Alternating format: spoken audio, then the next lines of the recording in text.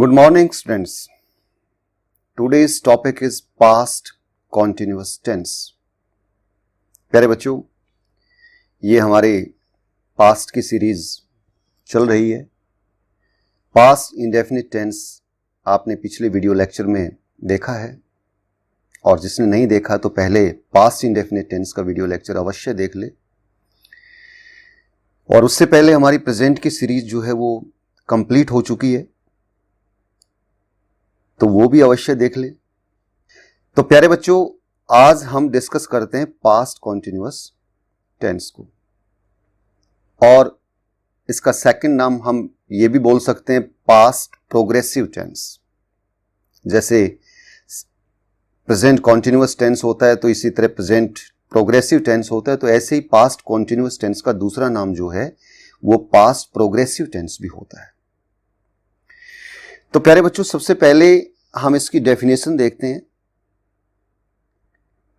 This tense is used to describe, इस tense का प्रयोग किया जाता है टू डिस्क्राइब एन एक्शन और इवेंट, ऐसे कार्य या ऐसी घटना को प्रदर्शित करने के लिए going on in the past, जो कि अतीत के अंदर जारी होती हैं. यानी जो घटना अतीत के अंदर कुछ समय के लिए जारी होती है, तो उन घटनाओं का वर्णन करने के लिए, उन कार्यों का वर्णन करने के लिए हम पास्ट कॉन्टिन्यूअस टेंस का इस्तेमाल करते हैं. देखिए प्यारे बच्चों, हम इसको ऐसे समझ सकते हैं. जैसे मान लीजिए ये हमारा टाइम स्केल है, और ये मान लीजिए आपके शाम के 4 बजे का टाइम है, 4 PM. और मान लीजिए आपने अपना होमवर्क जो है वो 9 बजे आपने शुरू किया,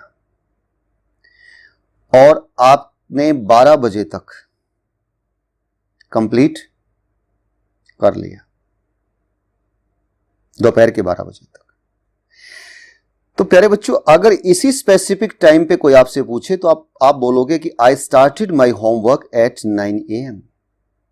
मैंने अपना गृह कार्य 9 बजे शुरू किया.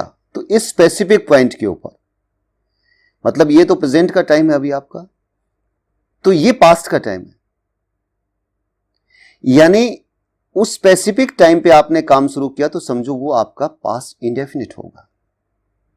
और मान लीजिए ठीक 12 बजे आपका काम खत्म हो गया, तो आप बोलोगे कि I finished my homework eight 12 PM. तो वहां भी आप पास्ट इंडेफिनिट लगाएंगे. लेकिन इस दौरान आप काम करते रहे 9 AM से लेकर के और 12 PM तक, जो आपका टाइम पीरियड रहा, इस दौरान आप लगातार वो काम कर रहे थे. The work was going on.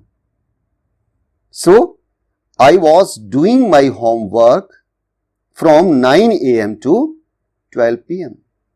So उस पार्टिकुलर टाइम पीरियड के दौरान जब आपका काम पास्ट में जारी था, तो समझो उस दौरान आपसे अगर कोई पूछे कि आप क्या कर रहे थे, तो वो आपका जवाब पास्ट कॉन्टिन्यूअस का होगा. तो ये बात आपको अच्छे से समझ में आ गई होगी कि पास्ट इंडेफिनिट में और पास्ट कॉन्टिन्यूअस में क्या डिफरेंस है. प्यारे बच्चों, अब हम आइए देख लेते हैं कि हिंदी के सेंटेंसेस में आप कैसे पहचानेंगे कि ये वाक्य पास्ट कॉन्टिन्यूअस टेंस का है. तो हिंदी में इसकी पहचान देख लेते हैं प्यारे बच्चों. The sentences which and with the words रहा था, रहे थे, रही थी, ये शब्द अगर आपके आ जाते हैं तो समझो वो वाक्य जो हैं आपके पास्ट कॉन्टिन्यूअस टेंस के वाक्य कहलाएंगे. प्यारे बच्चों, आइए हम एग्जाम्पल्स देख लेते हैं. ट्रेन पूरी गति से दौड़ रही थी. विद्यार्थी अंग्रेजी का टेस्ट दे रहे थे. रीटा कपड़े धो रही थी. तो आपने देखा, रही थी, रहे थे या रहा था. तो इस प्रकार के जो वाक्य होंगे आपके हिंदी के, वो सारे के सारे वाक्य आपके पास्ट कॉन्टिन्यूअस टेंस के वाक्य होंगे. पहचानना बड़ा आसान रहेगा. अब जैसे इसको हमने ट्रांसलेट किया कि ट्रेन पूरी गति से दौड़ रही थी। The train was running at full speed. विद्यार्थी अंग्रेजी का टेस्ट दे रहे थे। The students were taking a test in English. बहुत सिंपल है, सिंपल सेंटेंसेस हैं प्यारे बच्चों। हम आपको बताएंगे सिंपल सेंटेंस का स्ट्रक्चर क्या होता है। Rita was washing the clothes. So simple. आप पहचान सकते हैं कोई भी अतीत की घटना फॉर ए टाइम पीरियड तक अगर वो अतीत में जारी रहती है तो ऐसे वाक्यों को हम पास्ट कॉन्टिन्यूअस टेंस के अंदर ही लेकर के आते हैं। तो प्यारे बच्चों, आपको समझ में आ गया होगा कि किस प्रकार के सेंटेंसेस जो हैं वो आपके पास्ट कॉन्टिन्यूअस टेंस के सेंटेंसेस होते हैं। तो आइए अब हम आपको रूल के बारे में बताते हैं। तो प्यारे बच्चों, इस टेंस के नियम क्या रहेंगे? तो इसमें हेल्पिंग वर्ब्स क्या रहेंगी? हेल्पिंग वर्ब मींस सहायक क्रियाएं। तो इसमें प्यारे बच्चों दो हेल्पिंग वर्ब होते हैं, एक वॉज और एक वर। अगर आपका सब्जेक्ट सिंगुलर है तो सिंगुलर सब्जेक्ट के साथ में आप वॉज लगाएंगे। प्यारे बच्चों, यहां पर कोई डिफरेंस नहीं है। जैसे बहुत बार आपने देखा होगा कि आई भी सिंगुलर सब्जेक्ट होता है तो ऑय के साथ में आपने देखा होगा पीछे हैव लगा है या उसको थोड़ा सा डिफरेंशिएट किया गया, लेकिन यहां पर ऐसा नहीं है। सिंगुलर सब्जेक्ट आपका कोई भी हो, चाहे वो आपकी आई भी क्यों ना हो, उसके साथ वॉज का प्रयोग होगा। और प्लूरल सब्जेक्ट के साथ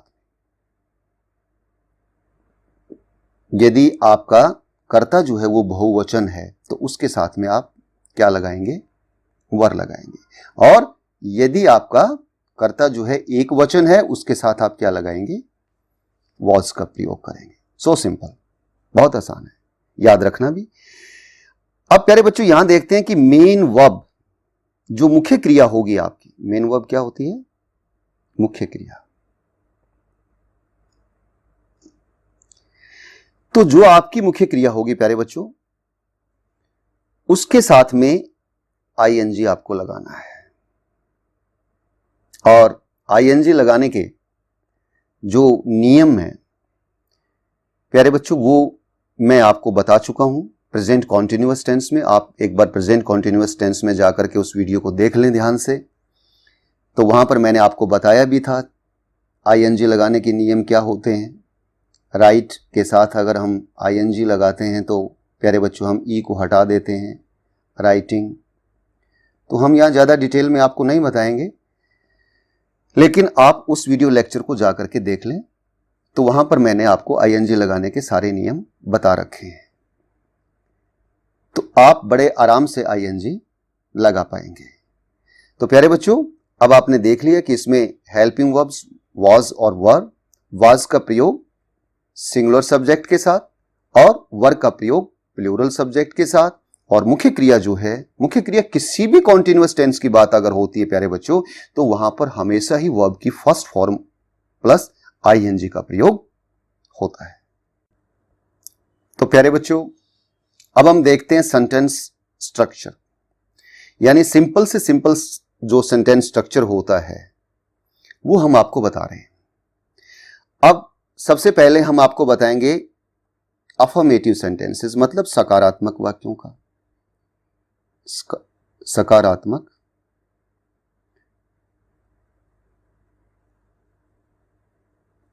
अफर्मेटिव का मतलब होता है सकारात्मक।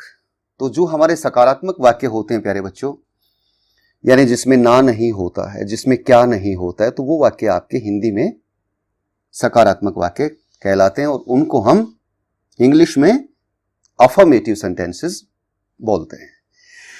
तो प्यारे बच्चों, इसका सेंटेंस स्ट्रक्चर क्या रहेगा? सबसे पहले हम सब्जेक्ट लगाते हैं, उसके बाद हेल्पिंग वर्ब वाज और वर, ये आपके सब्जेक्ट की नेचर के हिसाब से, सब्जेक्ट अगर आपका सिंगुलर है तो हम लगाएंगे वाज, और अगर हमारा सब्जेक्ट प्लूरल है तो उसके साथ हम क्या लगाएंगे, वर लगाएंगे। और उसके बाद मेन वर्ब की फर्स्ट फॉर्म प्लस आईएनजी, और फिर उसके बाद ऑब्जेक्ट, यदि हमारा ऑब्जेक्ट है तो, ये ऑप्शनल है, ऑब्जेक्ट सेंटेंस में होता भी है नहीं भी होता है, क्यों, ये डिपेंड करता है आपकी वर्ब के ऊपर। यदि वर्ब आपकी ट्रांजिटिव है तो ऑब्जेक्ट पक्का मिलेगा, और यदि आपकी वर्ब इनट्रांजिटिव है तो वहां पर वर्ब आपको, ये ऑब्जेक्ट आपको ऑप्शनल रहेगा, वहां पर वो नहीं मिलेगा।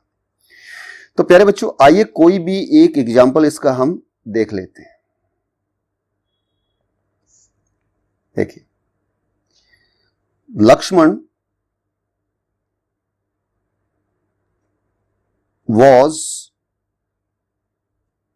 watching TV. लक्ष्मण जो है वो टीवी देख रहा था। अब देखिए, लक्ष्मण, ये प्यारे बच्चों आपका सब्जेक्ट आ गया। अब सब्जेक्ट सिंगुलर है तो हेल्पिंग वर्ब वाज आ गई आपकी, और फिर हमने मेन वर्ब के साथ में आईएनजी लगा दिया। ये देखिए यहां पर वॉच, वॉच के साथ में हमने आईएनजी लगा दिया है। उसके बाद हमने ऑब्जेक्ट लिख दिया है। बहुत सिंपल है। तो इस तरह से आप बहुत सिंपल सेंटेंसेस जो हैं वो बना सकते हैं। अब आइए हम कोई भी एक नेगेटिव का इसमें एग्जांपल ले लेते हैं। She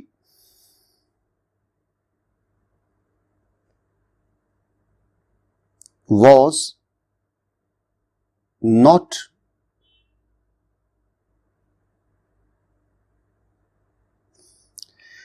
not weeping at home.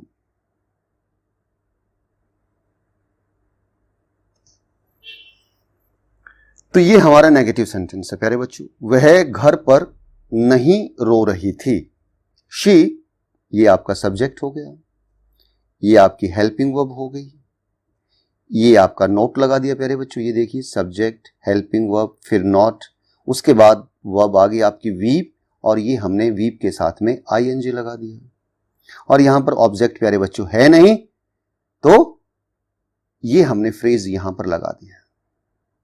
कौन सा फ्रेज है प्यारे बच्चों, बताइए, और क्या काम है इसका, आप बता सकते हैं? मैंने आपको पहले भी बताया प्यारे बच्चों, ये यहां पर क्या है, ये एडवर्बियल फ्रेज है। क्यों? क्योंकि ये वीप के बारे में आपको एडिशनल इंफॉर्मेशन दे रहा है कि वो रो रही थी। कहां पर रो रही थी, वेयर, कहां रो रही थी, एट होम, घर पर रो रही थी। तो ये एक प्रकार से आपकी वीप का कॉम्प्लीमेंट का काम कर रहा है, लेकिन फ्रेज जो है ये आपका एडवर्बियल फ्रेज है। और एडवर्बियल फ्रेज में भी प्रपोजिशनल फ्रेज है, क्योंकि प्रपोजिशन से स्टार्ट हो रहा है, एट होम, और ये इस प्रपोजिशन का क्या हुआ, नाउन हुआ, और नाउन भी ऑब्जेक्टिव केस का हुआ। प्यारे बच्चों, आपको पता होना चाहिए कि नाउन जो है वो सब्जेक्टिव केस का नाउन क्या होता है, ऑब्जेक्टिव केस का नाउन क्या होता है। ये जब नाउन की बेसिक चैप्टर हम देखेंगे तब हम आपको बताएंगे।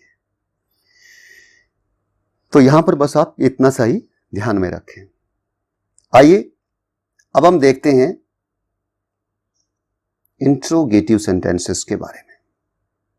ये आपके इंट्रोगेटिव सेंटेंसेस हैं प्यारे बच्चों, जिन्हें हिंदी में प्रश्नवाचक वाक्य भी कहा जाता है। क्या कहा जाता है, प्रश्नवाचक वाक्य, यानी जिनके अंत में ये क्वेश्चन मार्क लगा होता है, साइन ऑफ इंट्रोगेशन आपका लगा हुआ होता है। तो ये दो टाइप के होते हैं, यस और नो और WH ग्रुप। और प्यारे बच्चों, यस या नो टाइप का मतलब क्या होता है, जब आप इस वाक्य को बोलेंगे तो आपका जवाब यस या नो हो सकता है, लेकिन यह भी प्रश्नवाचक वाक्य है, यहां पर आप जवाब यस या नो में नहीं दे सकते। तो इसीलिए इसको हमने दो टाइप्स में डिवाइड कर दिया है। तो आइए अब हम इसका कोई भी एक एग्जाम्पल ले लेते हैं। Were the sheep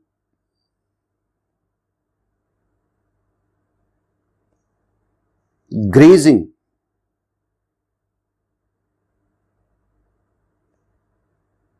in the field।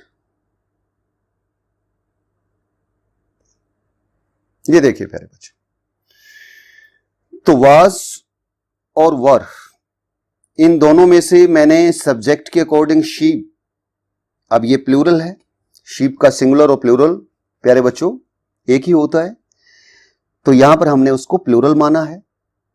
तो sheep, were the sheep grazing, grazing का मतलब चरना होता है, ग्रेज, ग्रेज से बना हुआ है प्यारे बच्चों ये GRAZE, और जब हमने इसके साथ ING लगाया तो ई को हटा दिया, इसलिए क्या बन गया था हमारा ग्रेजिंग, चरना होता है। ग्रेजिंग का मतलब क्या होता है? चरना। क्या भेड़ें खेत में चर रही थी? बहुत सिंपल है।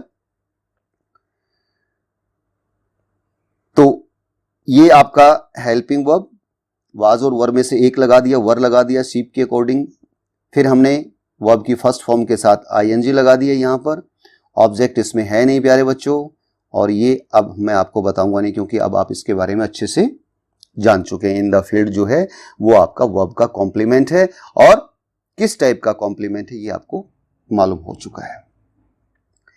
अब आइए देखते हैं WH ग्रुप से कोई भी एक एग्जाम्पल हम WH ग्रुप का ले लेते हैं।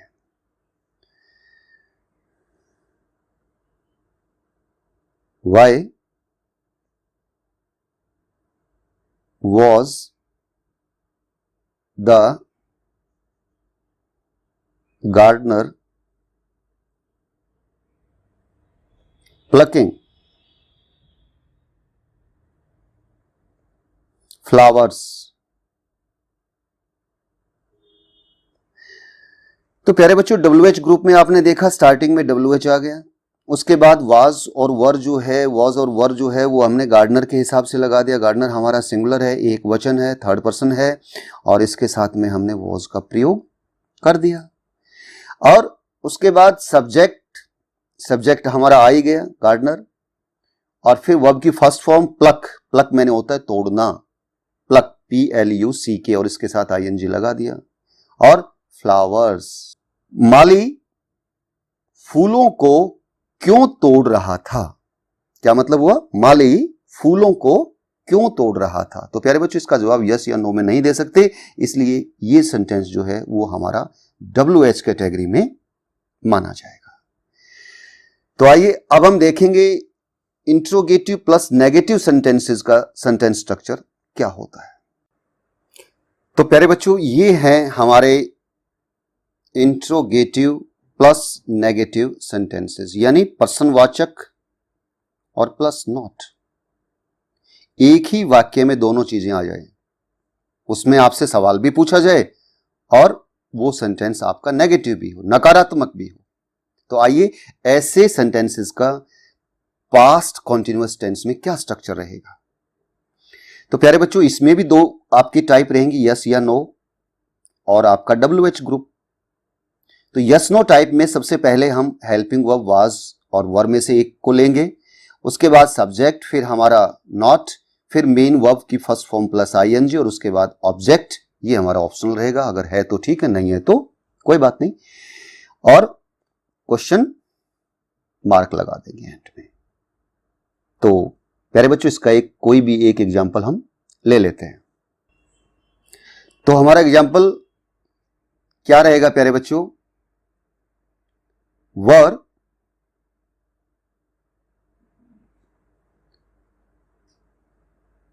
We not returning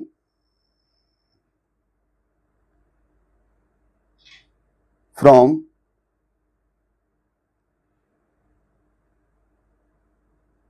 Delhi. Were we not returning from Delhi, हम दिल्ली से, क्या हम दिल्ली से नहीं लौट रहे थे, क्या हम दिल्ली से नहीं लौट रहे थे। तो प्यारे बच्चों, हम सब्जेक्ट और सब्जेक्ट के साथ में हेल्पिंग वर्ब हमने लगाई वर, क्योंकि ये हमारा प्लूरल है। उसके बाद फिर हमने नॉट लगा दिया। यहां पर रिटर्न, रिटर्न के साथ में आईएनजी लगा दिया। और ये हमारा क्या है प्यारे बच्चों, ये फ्रेज है।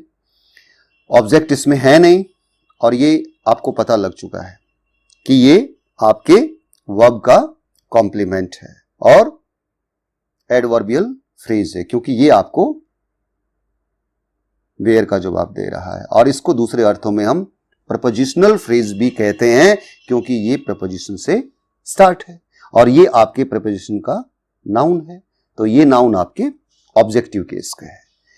तो ये बातें मैं आपको बार बार बता रहा हूं ताकि आपको अच्छे से सेंटेंस का एनालिसिस, एक एक शब्द के बारे में आपको गहरी जानकारी हो सके। तो प्यारे बच्चों, अब हम एग्जाम्पल लेते हैं WH ग्रुप का। तो आइए WH ग्रुप में देखते हैं वाई वर वी नॉट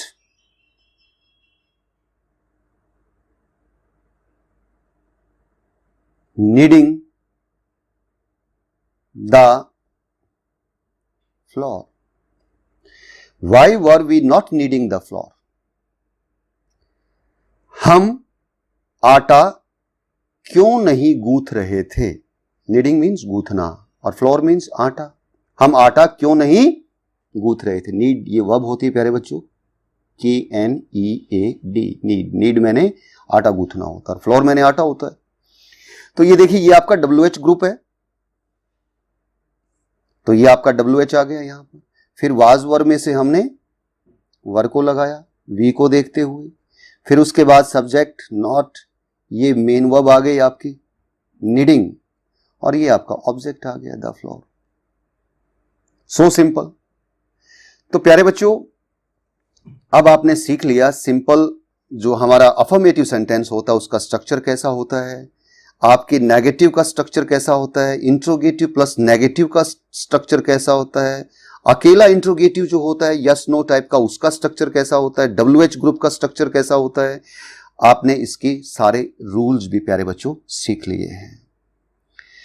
तो प्यारे बच्चों, अब हम नेक्स्ट लेक्चर में आपको इस टेंस के यूजेस के बारे में बताएंगे, तो उसको आपको जरूर से जरूर देखना है। और ये सारे सेंटेंस स्ट्रक्चर से रिलेटेड हर एक सेंटेंस स्ट्रक्चर के ऊपर 5-5 सेंटेंसेस आप बनाएंगे और उसको अपनी होमवर्क कॉपी में आप लिखोगे और फिर then you will send to me on my personal WhatsApp number. Don't forget it. Okay.